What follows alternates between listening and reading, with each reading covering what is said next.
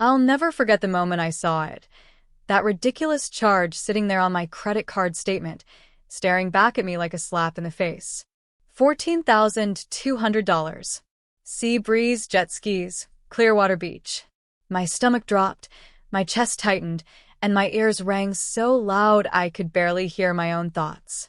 My own dad, had taken my credit card just for emergencies. He promised he wouldn't touch it unless it was life or death. And here it was, life or death, apparently meant buying himself a shiny new jet ski while I was working double shifts just to keep up with my rent. That was the exact second I knew this wasn't just careless. This was betrayal. And I wasn't going to let him get away with it. What would you do if your own parents stole your credit card and blew thousands on a toy for themselves? Let me know in the comments, and don't forget to subscribe for more crazy stories. Before all this, my life was, well, normal. My name's Madison Clay, and I've always been the responsible one in my family. I got my first credit card at 23, worked hard to build my credit, and never missed a single payment. My dad, Harvey Clay, has always been a little reckless with money. He's charming, loud, the life of every barbecue, but financially, a total disaster. He's been through 3 cars, 2 boats, and a couple of failed business ventures that left my mom rolling her eyes more times than I can count. Still, he's my dad. And when he came to me 2 months ago, looking stressed and asking if he could hold on to my credit card just for emergencies, I said yes. He swore he wouldn't touch it unless something serious happened. What if my truck breaks down? What if I need to get to the hospital? He said. And I believed him. Then, last Friday, I opened my credit card app during my lunch break. There it was, a massive charge to a luxury water sports store. At first, I thought maybe it was fraud. But then I saw the location, right near my dad's house. My hands shook as I called him, hoping it was a mistake. He answered on the first ring, and when I asked him about it, he just said casually, "Yeah, Maddie, isn't it cool? Wait till you see this thing, it's a beauty." He didn't even sound guilty. I hung up the phone and just sat there in my car, feeling like someone had punched me in the stomach. I trusted him. He was supposed to be the one person in my life who wouldn't screw me over like this. When I got home that night, I confronted him face to face. I expected him to apologize, maybe even offer to pay me back. Instead, he laughed. "Relax, Maddie," he said, cracking open a beer. "It's not like you're broke. You've got a good job, you can handle a little extra balance." My cheeks burned. "Dad, this isn't a little extra balance. It's $14,000. He just shrugged. "I'll pay you back when I can. No big deal." No big deal? I was left with interest building every day, my credit score hanging in the balance, and my dad acting like he'd just borrowed my sweater. The next week was awful. Every time I checked my statement, I felt sick. I couldn't sleep, couldn't focus at work, and every time my phone buzzed, I hoped it was him sending me money. It never was. I tried talking to my mom, but she just said, "You know how your dad is. Don't let it ruin your relationship." But it was ruining everything, my peace, my finances, my trust. And that's when something in me started to shift. I wasn't just hurt anymore. I was angry, furious. The kind of anger that made my hands shake, but also made my mind sharper. He wanted to treat this like a joke? Fine. I'd stop crying about it. I'd stop begging him. Instead, I'd make sure that by the time this was over, he'd think twice before ever messing with my money or anyone else's again. I started small. First, I called my credit card company and explained the situation. They told me I could file a fraud dispute. Even though it was technically my dad, it still counted as unauthorized use. I didn't file it yet, but I saved all the details. Then, I started gathering every single receipt and screenshot of texts where he admitted to using my card. Every phone call was logged. Every sarcastic, "Relax, Maddie," recorded in my head. Meanwhile, I visited him one weekend and pretended to be excited about the jet ski.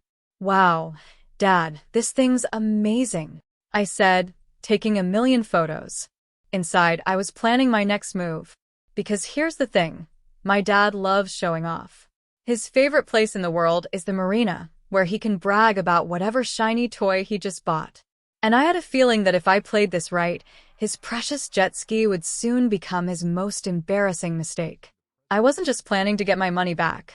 I was planning to make sure everyone knew exactly what he did. 2 weeks later, I put my plan into motion.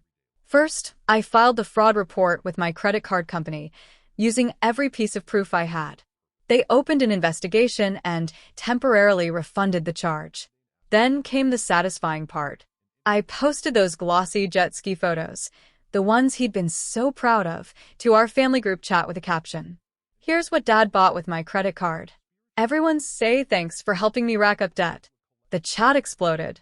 My cousins laughed, my aunt called him irresponsible, and even my grandma texted, "Harvey, you should be ashamed." But the real moment came when the credit card company officially reversed the charge. I drove to the marina the same day. My dad was there, showing off to his friends. I walked right up and said, loud enough for everyone to hear, "Hey Dad, enjoy that jet ski while you can.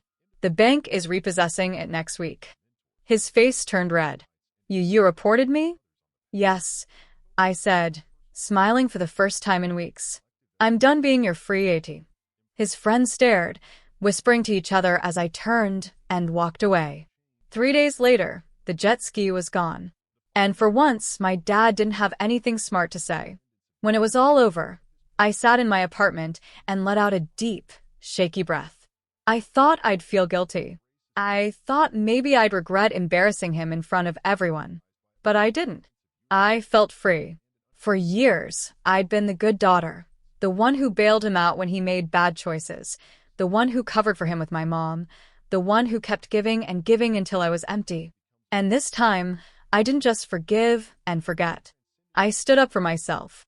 The thing about family is we let them get away with things we'd never tolerate from anyone else. We tell ourselves, that's just how they are.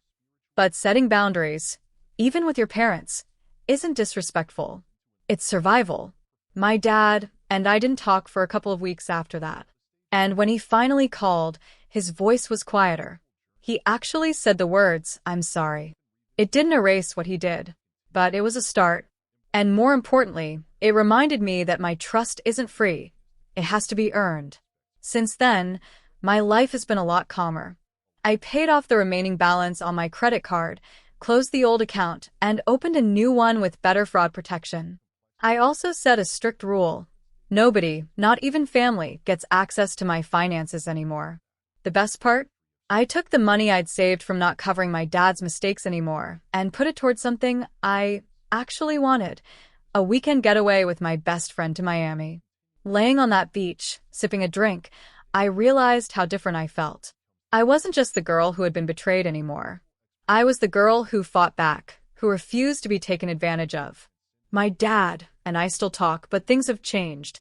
He hasn't asked me for money since, and when I see him, he seems humbled. I think he finally understands that I'm not just his kid anymore. I'm an adult, and I deserve respect. That revenge didn't just get me my money back. It got me my power back. And that feels better than any jet ski ride ever could. Sometimes, revenge isn't about hurting them. It's about proving to yourself that you won't be taken advantage of again. I learned that day that standing up for yourself, even against someone you love, can be the most freeing thing you'll ever do. What about you? Would you have filed the fraud report, or just let it slide to keep the peace? Let me know in the comments, and don't forget to subscribe for more real-life stories like this one.